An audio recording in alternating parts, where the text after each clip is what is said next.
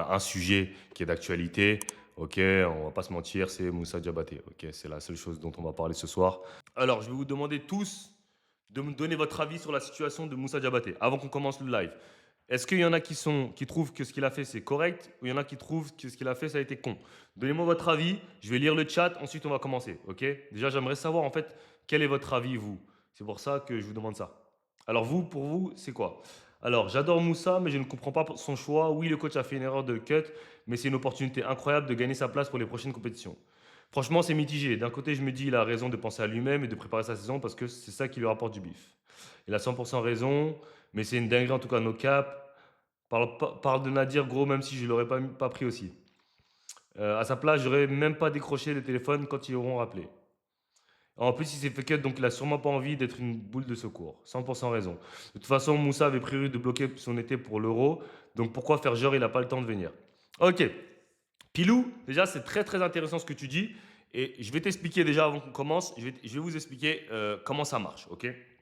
Je vais vous expliquer comment ça marche pour les joueurs NBA, pour les joueurs professionnels en général.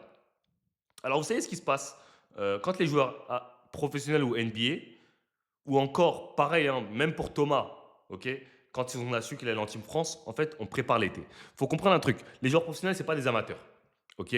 Ils ont besoin d'engager des traîneurs, d'engager des traîneurs musculation, basket, physique. En fait, les gars, quand ils arrivent en été, ils font un plan. Ok, ils font un plan. Genre, ils font pas les trucs au hasard. Ils disent pas, ah, je vais m'entraîner là, là, là, là. Quand ils arrivent à la fin de la saison, ils disent, ok, cette saison, j'ai fait ça, ça, ça, ça. Cet été, je vais m'entraîner. Il faut que je progresse sur ça, ça, ça, ça. Donc, je vais faire ça, ça, ça, ça. Là, je vais aller en vacances pendant 2 semaines. Par exemple, du 10 septembre au 12 août, je vais aller en vacances. Là, du 12 au 30, je vais reprendre. Je prends du temps pour ma famille. Et du 24 jusqu'au training camp, je vais faire que de la muscu. Je book les sessions avec mon entraîneur individuel, avec mes coachs. Je fais ci, ça, ça, ça, ça. Et bam. Il arrive en équipe de France pour se battre pour sa place. OK? Que ce soit titulaire, que ce soit banc, que ce soit ce que tu veux, on lui dit, il y a une place à prendre. Il n'y a pas de garantie. Il n'y a pas de statut, il n'y a pas de truc. Il y a une place à prendre. Bon, on sait très bien que Frédéric Fautou, comme il avait déjà annoncé en février, il a dit j'ai déjà 8 joueurs en tête sur ceux qui vont faire les JO. Donc son équipe, elle était déjà à peu près faite à Frédéric Fautou. On va pas se mentir. Parce qu'il l'avait dit déjà à la fenêtre de février que son équipe, elle était déjà faite. OK? Maintenant, Moussa, il est venu en équipe de France. Il s'est battu pendant une semaine. Il a fait un match amical. Il a été coupé. Maintenant, je vais vous poser une question. Est-ce que vous pensez que le fait qu'il soit cut était justifié? Maintenant, il y en a qui vont dire oui, il y en a qui vont dire non. Pour moi, non. Et je vais expliquer pourquoi. Mam Diaité a été blessé. C'est pour ça qu'il n'a pas joué le premier match. Parce qu'il avait des pépins physiques. Vincent Poirier, il est blessé depuis le début de la prépa. Depuis le premier entraînement, Vincent Poirier, il n'est pas en forme. Il est blessé. Il n'est pas en forme et en plus, il a des pépins physiques. Déjà, rien qu'avec cet élément-là, mais il n'y a aucun coach sur Terre qui aurait coupé Moussa Diabaté. Aucun. Dans aucune sélection, tu as deux sur tes 4 big men. Et franchement, les gars, je ne vais pas vous mentir, Alexandre Sarr, pour moi, c'est pas un poste 5. Je vous l'ai toujours dit, même en NBA, je vous l'ai dit, pour moi, Alexandre Sarr, c'est pas un poste 5. Il aime trop s'écarter, il aime trop jouer au large, il aime pas le charbon, c'est pas un poste 5. Donc pour moi, déjà, Alexandre Sarr, c'est un poste 4. Donc déjà, quand tu es dans cette configuration-là, donc en gros, sur ces 3 postes 5, il y en a 2 qui sont blessés, qui ont des pépins physiques. Mais comment tu veux couper le seul qui est en pleine forme? C'est même pas logique. Mais genre, c'est même pas logique. C'est même pas logique déjà. Ça, c'est la première des choses. C'est même pas logique d'avoir coupé Moussa et aussi tôt en plus. Parce qu'il faut savoir un truc. C'est que la préparation de la Team France, je crois qu'elle a commencé vers le 24 juillet, 25 juillet, je crois, parce que c'était pendant ma Summer League. Et que les joueurs NBA ne pouvaient pas s'entraîner, ne pouvaient s'entraîner qu'à partir du 31 juillet. Donc déjà, pendant les 6 premiers jours, pendant une semaine de prépa, Moussa Diabaté ne pouvait même pas s'entraîner collectivement. Il a dû s'entraîner seulement individuellement. Moussa, il s'est fait cut, ça n'a aucune raison, c'est pas basket. Ok, il a parlé d'expérience, de je sais pas quoi. Pour moi, parce que moi je vous l'avais déjà dit ça. Le fait qu'il s'est cut, c'était pas basket. C'était pas basket, les gars. C'était pas basket. Parce que si on parle de terrain, je comprends pas comment, avec le niveau qu'il avait Poirier, sur le premier match de prépa, tu peux dire je vais couper Moussa. C'est même pas logique. Moussa, c'est l'un des meilleurs rebondeurs de la NBA quand il a eu le temps de jeu. C'est l'un des joueurs les plus énergétiques. Mam, il ne peut pas courir. Il ne peut pas courir comme Moussa. Vincent, pareil. Moussa, il peut switcher de 1 à 5. C'est un charbonneur, il n'a même pas besoin de ballon. Mais comment tu vas couper un joueur comme ça? Mais c'est même. Genre, vous vous rendez compte de la dinguerie? Vous vous rendez compte? Donc, on va dire que le coach a choisi Vincent Poirier et Mame Diaité parce que c'est les anciens. Il a préféré à Moussa qui n'a pas d'expérience, que personne ne connaît. Voilà, le choix le plus facile à cut, c'était Moussa. Parce que clairement, couper Vincent Poirier, c'était trop compliqué pour lui. Trop compliqué. Vincent Poirier, c'est un ancien, il a 70 sélections. Il ne pouvait pas le couper. Il ne pouvait pas. Et Alexandre Sarr, vu qu'il a fait un premier gros match, donc Alexandre Sarr, déjà, sa première place a été assurée. Sa place a été assurée. Après son premier match, tu ne peux pas cut un joueur après un gros match. Comme il n'aurait pas pu cut Nadirifi après son premier match contre le Monténégro. Peut-être que si Nadirifi aurait fait un match de merde contre le Monténégro, ça se trouve, il aurait été cut directement dans les 3 premiers. On ne sait pas. Ça, on ne sait pas. Ok, je ne sais pas comment ils réfléchissent les coachs. Mais déjà, ça, c'est la première chose. Le fait qu'il soit coupé en premier lieu, ça n'a aucun sens. Aucun sens. Aucun sens. Ça, c'est la première des choses. Donc moi, je vais vous dire un truc. Moi, si je suis Moussa Diabaté, parce que je vois, il y a beaucoup de gens qui disent « Ouais, mais jouer en équipe de France, prendre de l'expérience, ça vaut beaucoup plus qu'aller faire des workouts dans un gym NBA. » Maintenant, moi, je vais vous retourner la question. Faire un euro sur le banc, jouer 3 minutes par match, est-ce que ça vaut plus qu'aller se préparer aux Hornets avec les coachs, avec le staff, se préparer, faire des Open Gym aux States, faire tous ces trucs-là, se préparer pour la saison NBA? Parce que c'est oui, bien évidemment, que si tu joues 15-20 minutes par match, vaut mieux faire l'euro.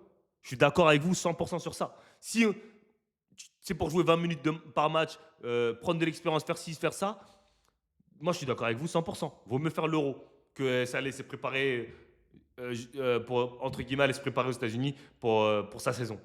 Mais si c'est pour jouer 3 minutes, être le troisième big man, à quoi bon rester?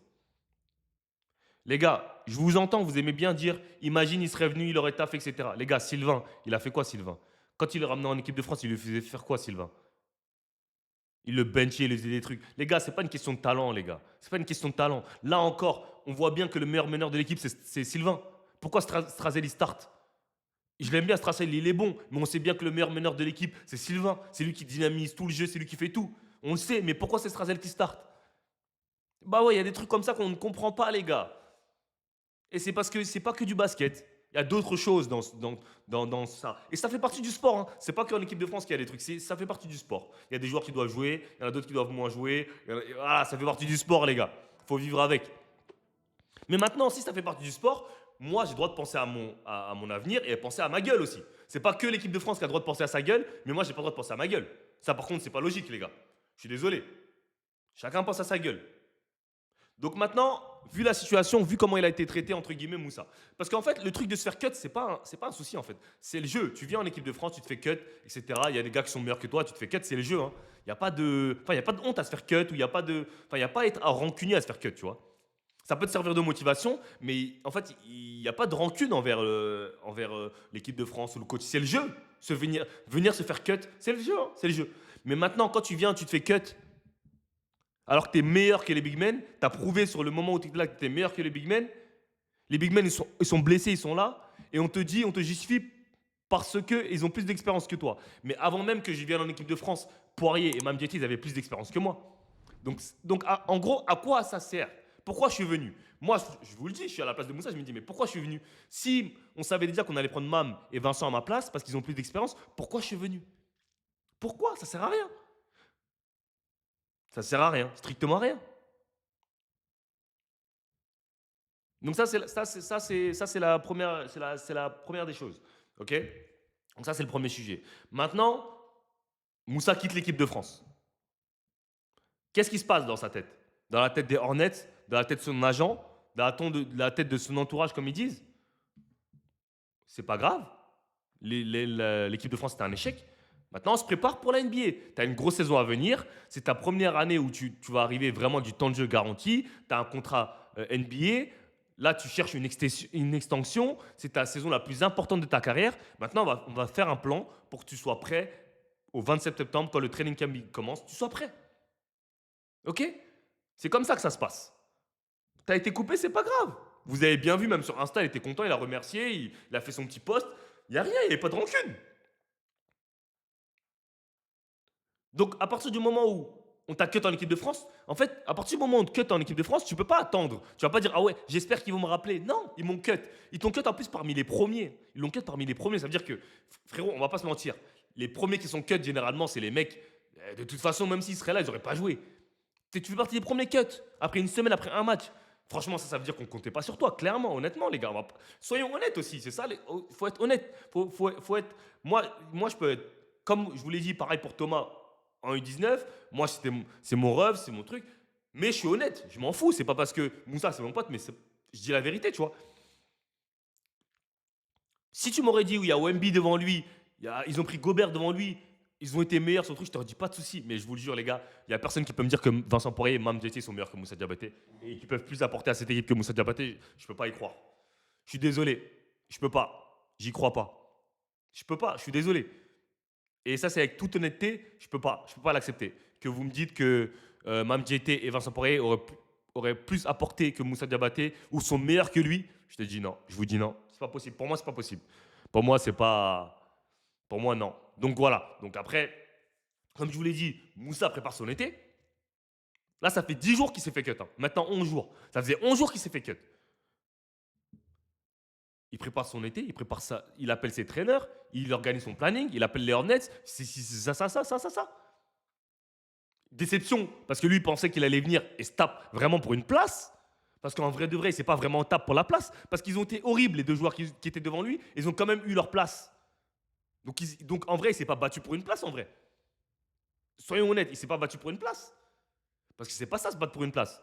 Se battre pour une place, c'est t'es meilleur que le mec, bah on te prend. Ok. Donc voilà. Donc Moussa, il prépare son été, il fait ses trucs. Mais frérot, tu l'appelles. Moi, je suis d'accord. Hein. Bonne initiative du coach de l'appeler, de Boris Dio et les coachs et le staff, etc., de l'appeler. Et ils ont eu raison de l'appeler. Parce que Vincent Poirier était blessé, ils sont dans la merde, ils ont eu raison de l'appeler. Mais frérot, Moussa aussi a le droit de refuser. Je suis désolé, les gars. Il a le droit de refuser. Il a 100% le droit de refuser. Il n'est pas à la merci de l'équipe de France. Il faut savoir que son employeur, d'abord, c'est les Charlotte Hornets. Il faut savoir que les gars, quand ils jouent en Team France, ils ne sont pas payés. Ils ont des primes s'ils gagnent des trucs, mais ils ne sont pas payés déjà. Ils jouent que pour l'amour du maillot. Maintenant, je vous dis un truc. Moussa serait revenu dans l'équipe. Vous pensez qu'il aurait joué 15 minutes, 20 minutes par match? Vous pensez qu'il aurait été starter? Il serait passé derrière Mam JT, derrière Alexandre Sarr. Donc il aurait été quoi? Au bout du banc. Au bout du banc pendant un mois. Il y en a qui vont dire oui, mais moi, pour gratter des minutes, je serais venu, même si c'est 2-3 minutes. Oui, tu as le droit, et tu as le droit de penser comme ça. Mais il y a des gars, ils ont le droit de penser autrement. Ils ont le droit de se dire, je ne vais pas venir jouer derrière Mam JT, parce que je suis meilleur que lui. Et parce qu'au niveau terrain, au niveau basket sur le terrain, je suis meilleur que lui. Mais vous voulez faire de la politique, donc vous voulez faire passer devant moi. Ben moi, j'accepte pas. Il a le droit de penser comme ça. Il a le droit. Mais Moussa même n'a pas pensé comme ça parce qu'il a dit je veux me focaliser sur ma team, sur ma saison NBA. Peut-être que le mec, il a même plus la mentale, il a même plus la tête à jouer en équipe de France. Vous savez pas comment chaque personne est différente, les gars. On n'est pas tous pareils. Il y a des mecs, une fois qu'ils sont plus concentrés sur ça, bah, ils se concentrent sur autre chose. Il a commencé. Ça trouve, je vous donne un exemple simple, ok? Je vous dis un truc simple, un exemple. Moussa Diabaté, il voulait prendre du physique. Il a dit, vas-y, là, je vais commencer un programme de muscu. Il a commencé à pousser. Il est plus dans le mood de basket. Tu sais, il y a plein de trucs qui peuvent rentrer en compte. Il a commencé un process de ci, ça. Et frérot, il a le droit de refuser. Il a le droit de refuser. Maintenant, les gens disent, ouais, mais s'il voulait vraiment se préparer pour sa saison NBA, pourquoi il est venu en premier temps pour l'Euro? Parce que quand il est venu pour l'Euro, on lui a dit, tu vas te battre pour une place. Il s'est battu pour une place, il ne l'a pas eu. Ses plans ont changé. Bien évidemment que Moussa Diabaté, quand il est venu à l'Euro, et n'importe quel joueur, tu peux me dire Nadir Ifissi, Francisco, etc., quand ils viennent à l'Euro, ils se disent, moi je vais être pris. Ils se disent pas, non, moi je ne vais pas être pris. Ce n'est pas la mentalité d'un sportif. Et je vois les gens parlent de ego, etc. Les gars, vous pensez que les joueurs NBA, ils n'ont pas d'ego? Vous pensez que pour jouer au plus haut niveau, il ne faut pas avoir un ego? Ça ne veut pas dire que tu n'es pas humble. Hein. Et je vous jure que Moussa, c'est peut-être l'un des gars les plus humbles que je connaisse. Mais le gars, il a le droit d'avoir ses mots à dire. Il a le droit de se dire non, je refuse de venir et de jouer 3 minutes alors que j'ai déjà commencé à me préparer pour ma saison. Il a le droit. Il a le droit. Et que ça en déplaise à certains, il a le droit de faire ça. Il faut comprendre un truc, les gars. Les gars, ce gars-là, là, il joue dans la meilleure ligue du monde.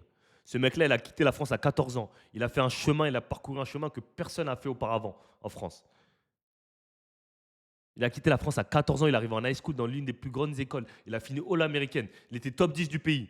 Il est arrivé deuxième tour. Vous savez, c'est quoi le pourcentage de gars, de joueurs two-way qui arrivent à convertir leur contrat en contrat NBA garanti? Je vais aller voir ça tout de suite. Vous savez, c'est quoi le pourcentage? Le mec, il s'est à cravacher. Hein. Le mec, c'est pas Alexandre Sarr, c'est pas Wemby, c'est pas Rizaché qui ont des contrats garantis qui sont tranquilles. Hein. Ce mec-là, il doit se battre pour tout ce qu'il a, gros. C'est ça que vous comprenez pas, en fait. C'est pas la même situation que tout le monde. Hein. Ce mec-là, il cravache. Même pour être appelé en équipe de France, il a dû cravacher cette saison.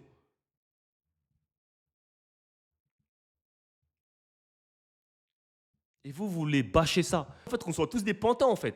On soit à la merci de tout le monde. Je te cut, je te ramène, je te cut, je te ramène. Frère, à bout d'un moment, c'est bon. Si le mec, il a pas envie, il a envie de se préparer, se consacrer sur autre chose, pourquoi vous les critiquez autant? Kylian Hayes, quand il a voulu, il était fatigué, il a dit je ne veux pas venir en Euro U19 ou U18. Ils l'ont suspendu 6 mois, 6 matchs, la FBB. Mais c'est quoi ça? C'est quel genre de truc? Et j'ai envie de vous dire, les gars, dans tous les cas, cette année, si tout le monde était présent, si tous les big men étaient présents, ils n'auraient même pas appelé Moussa. S'il y avait Wemby, Rudy Gobert, Mathias Lessort, ils n'auraient même pas appelé Moussa. Ils l'auraient même pas appelé, les gars. Faut être honnête. Ok. Mais arrêtez de croire que si Moussa aurait joué, serait revenu dans l'équipe, qu'il aurait eu du temps de jeu, les gars. Il aurait bench. Il aurait bench, les gars. Il aurait bench. Arrêtez de croire ça, les gars. Il serait revenu dans l'équipe, il aurait été derrière Mam Diaité, derrière Alexandre Sarr. Les gars, au basket, ça n'existe pas de jouer à 12. Vincent Collet le faisait et c'était stupide. Mais il n'y a aucun coach qui joue à 12. Frédéric Fautou, il ne jouera pas à 12. Et on l'a déjà vu déjà sur le match d'hier, sur la prépa. Hein. Il a commencé à resserrer ses rotations de fou. Hein. Donc vous pensez que sur la compétition, sa première compétition, vous pensez qu'il va faire jouer Moussa? Il va prendre autant de risques? Non. Pourquoi il a rappelé Moussa? Parce qu'il est dans la merde et qu'il a plus de big men. Mais il l'a pris au cas où. C'est pour avoir un big man en plus. Mais là, vous avez bien vu que là, il a dit bah, je cut juste Nadir et voilà, on va partir avec juste 2 intérieurs. Et en plus, je vous le jure que Moussa, c'est pas un mec du genre qui va dire ouais, je viens plus parce qu'ils m'ont pas pris. C'est vraiment pas ça. C'est vraiment parce que le mec, il a décidé de se consacrer sur sa saison NBA. C'est tout. C'est aussi simple que ça.